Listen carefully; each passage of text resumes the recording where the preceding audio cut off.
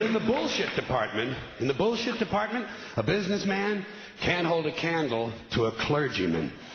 Because I got to tell you the truth, folks. I got to tell you the truth. When it comes to bullshit, big time, major league bullshit, you have to stand in awe.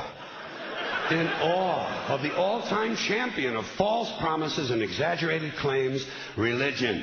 No contest. No contest.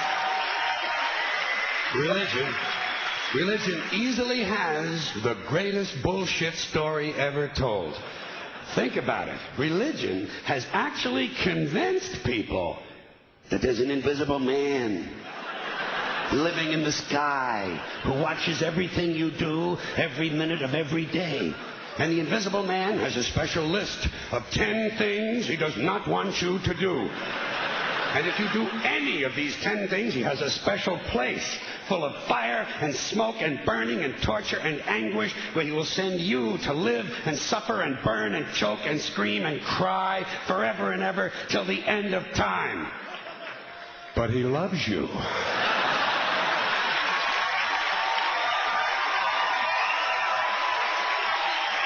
He loves you. He loves you and he needs money. He always needs money.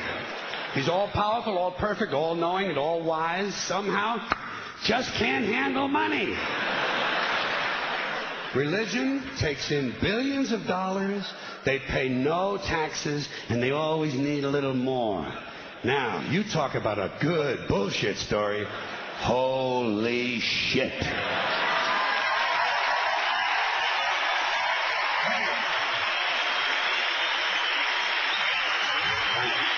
But, thank you very much.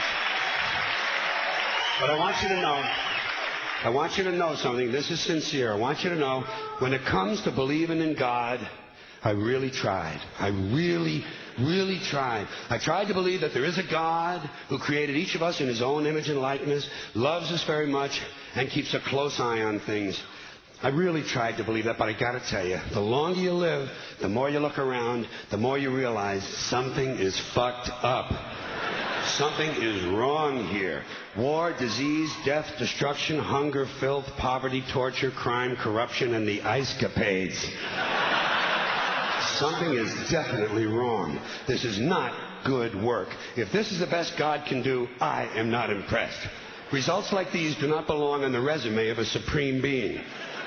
This is the kind of shit you'd expect from an office temp with a bad attitude. And just between you and me, in any decently run universe, this guy would have been out on his all-powerful ass a long time ago. And by the way, I say this guy because I firmly believe, looking at these results, that if there is a God, it has to be a man. No woman could or would ever fuck things up like this.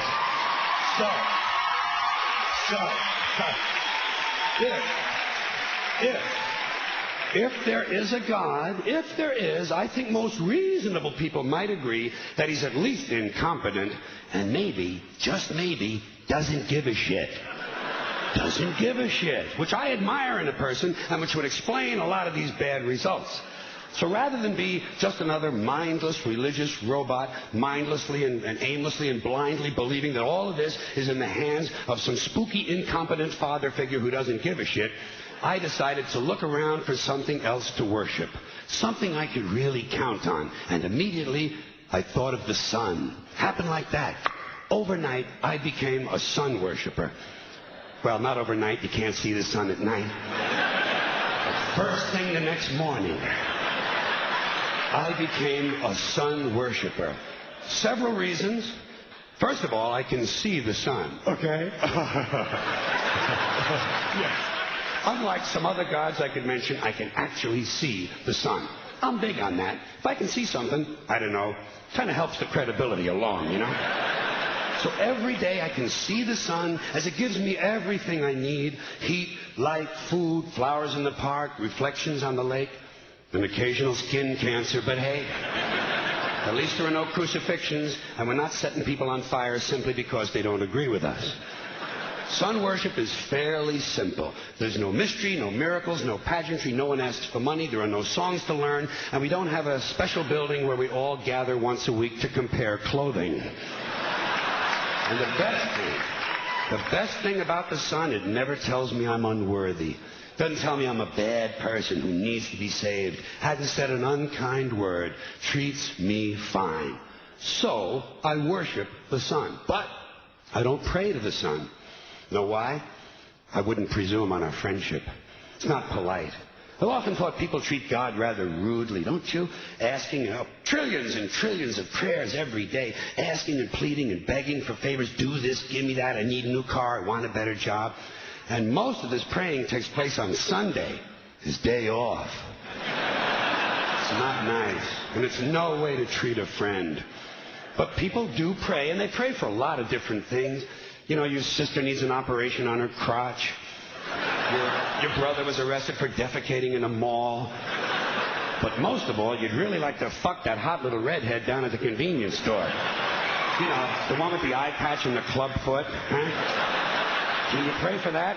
I think you'd have to. And I say, fine, pray for anything you want. Pray for anything. But what about the divine plan? Remember that? The divine plan. Long time ago, God made a divine plan. Gave it a lot of thought, decided it was a good plan, put it into practice. And for billions and billions of years, the divine plan has been doing just fine. Now you come along and pray for something. Well, suppose the thing you want isn't in God's divine plan. What do you want him to do? Change his plan? Just for you? Doesn't it seem a little arrogant? It's a divine plan. What's the use of being God if every rundown schmuck with a $2 prayer book can come along and fuck up your plan? And here's something else, another problem you might have. Suppose your prayers aren't answered. What do you say? Well, it's God's will. Thy will be done. Fine, but if it's God's will and he's going to do what he wants to anyway, why the fuck bother praying in the first place? Seems like a big waste of time to me. Couldn't you just skip the praying part and go right to his will?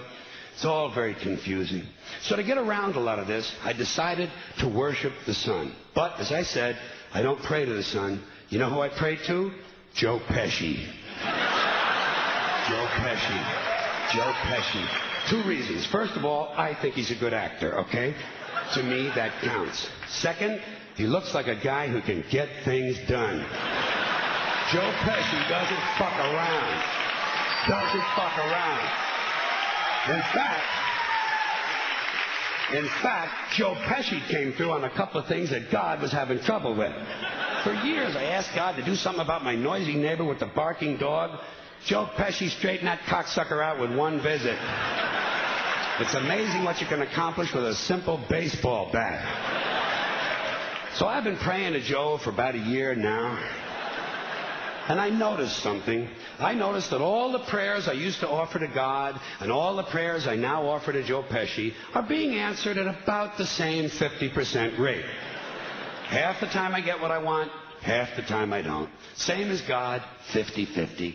Same as the 4-leaf clover and the horseshoe, the wishing well and the rabbit's foot. Same as the mojo man. Same as the voodoo lady who tells you your fortune by squeezing the goat's testicles. It's all the same, 50-50. So just pick your superstition, sit back, make a wish, and enjoy yourself. And for those of you who look to the Bible for moral lessons and literary qualities, I might suggest a couple of other stories for you.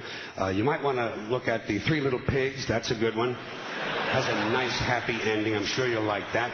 Then there's Little Red Riding Hood, although it does have that X-rated part where the big bad wolf actually eats the grandmother, which I didn't care for, by the way.